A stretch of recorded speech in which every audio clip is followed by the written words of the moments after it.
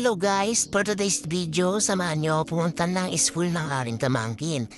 Dahil magbabayad tayo ng graduation fee nila next month.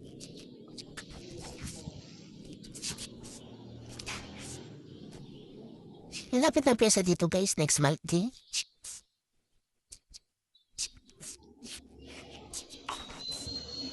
So yun, malapit na tayo.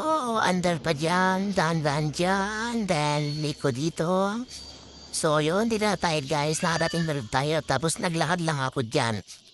Ito lang naman yung school nila eh. Lakad-lakad dyan hanggang sa makarating tayo sa kanilang classroom.